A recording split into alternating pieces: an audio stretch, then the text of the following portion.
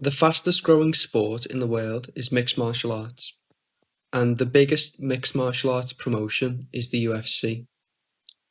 There was a big event this weekend with 3 title fights, one of which was mired in controversy after Rose Namajunas, the challenger, who was fighting Zhang Weili, the champion, said that she would rather be dead than red, referring to China's communist government. What makes this so rich is that the UFC is probably the best example of why capitalism is inherently evil and how shareholders and CEOs will take advantage of their workforce and extract as much surplus value as possible. The UFC recently sold for $4 billion, and the owner at the time, Dana White, received $400 million, while all of the fighters' pay remained the same. The main thing you'll notice about the UFC in comparison to other major sports like basketball or football is that after the game is over in these other sports, the competitors will talk about strategy in their interviews. Whereas in the UFC, when the fight is over, the fighters often take to the microphone to beg for money to be able to survive. Take your time. It feels so good. I know it does, man. I know how much you put into this, and you're going to move the kids to New Mexico now after this fight. You got the win bonus and everything else, but the people online are going crazy. It goes into the books as an arm triangle choke from the bottom. I mean, what would you call this submission, Mo? Just another submission. Okay. Hey, a submission wins, a submission wins. All right, let me say something. I was on 2 fights scared. It's critical. You win all your fights, so my job was kind of on the line tonight. And, I want to move my family, and I needed to win to move my family. And, we packed up in 3 days. It drove 24 hours, spent 3 weeks at Jackson Wink, and we got it done. And, man, it's an amazing feeling to be back in Wick, Colin. I know I'm crying. I'm always crying on TV, but, man, it's just like a weight's lifted off my shoulders, especially when you're the breadwinner in the family. So it feels so good. It's completely unthinkable that an athlete in the NFL or the NBA would need to take to the microphone after their game to beg for a win bonus just to feed their family. But in the UFC, this is something you'll see week in, week out. I need that bonus. I didn't get the bonus last fight. I thought I should have. I need it. My son going to school. I got a family at home. We just got a new place. Our other house flooded. Please give me that bonus. I need it. You know why? Christmas coming up. I have 3 kids, 50 G's. Please, man. I have 3 kids. Come on, 50. Hey, Dana, please, $50,000. It's me, no house. It's my dream, new house. Please, UFC! Dana, give us the bonus. Give us the bonus. I mean, I want to get this bonus. I'm hoping to change my life. Hey, baby, new shoes, baby, 50,000. Want to get that bonus? So Dana, please, we're fighting hard, we're motivated, we got to eat. Dana White, please, I've been fighting for the UFC for a while. Can I get a bonus, please? Hey, guys, do you think I deserve the 50,000? The UFC has a pay structure where you get half of your money to fight and then the other half if you win. And then each event has a bonus for the fight of the night. And this is like a dangling carrot for all of the athletes and is supposed to be an incentive to make the fights more interesting. But in reality, they're fighting for their life in their cage, to simulate a death match, really.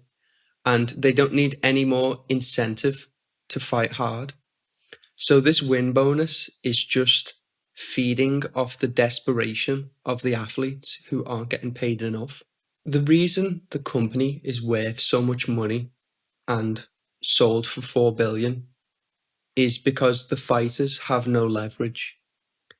The UFC pretty much have a monopoly on mixed martial arts.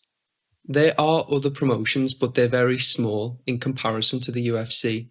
So they are, they have the ability to dictate how much the fighters get paid. The other big factor is the lack of a union for UFC fighters. All of these other major sports have a union which fights for adequate pay. Some of the fighters have tried to form a union in the past. For example, the former champion George St. Pierre. He has been vocal about the lack of support for fighters and the discrepancy in the pay structure compared to other major sports. But all attempts to form a union have been futile because the UFC will put together a propaganda campaign to discredit any push for unionization. So let's get back to this fight between Rose Namajunas and Zhang Weili and the comments about communism.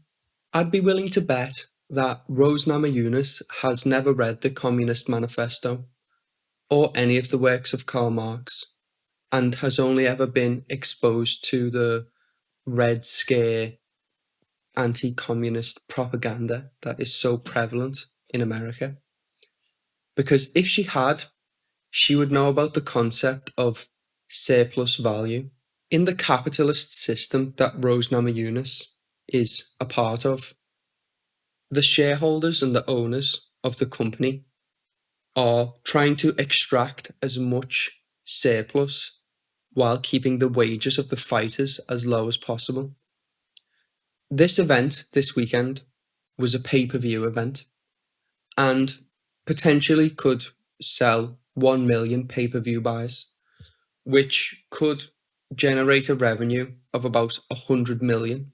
If you add up the wages of all of the employees for the event, it will not break 10 million, meaning that the UFC are only paying 10% of the revenue they generate to their workforce, and 90% is kept by the owners. The main event for this fight card is between Jorge Masvidal and Kamaru Usman, which is really interesting because this fight has been delayed in the past because of a dispute between one of the fighters and the promotion. Jorge Masvidal was aware of the value he was bringing to the company, and he was aware that his value was not being reflected in his share of the profits. Take a look at this interview from earlier this week where he discusses his disputes over inadequate pay.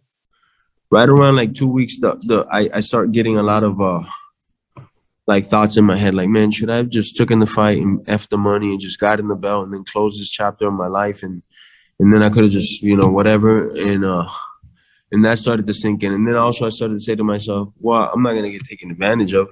The deal that they was offering me was a third of the deal that I ended up getting. It was considerably different.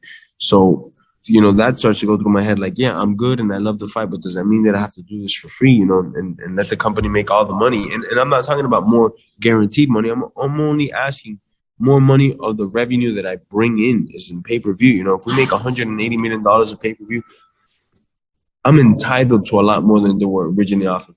So all these thoughts are going in my head, and it led me kind of to a depression right in before the fight, While making this video, I didn't have to search very hard to find evidence that the UFC is exploiting their workforce. There is a culture in the UFC where even impartial voices are reluctant to speak out about the pay structure and about how the UFC is always exploiting their workforce. Just take a look at this clip from a podcast that was released earlier this week.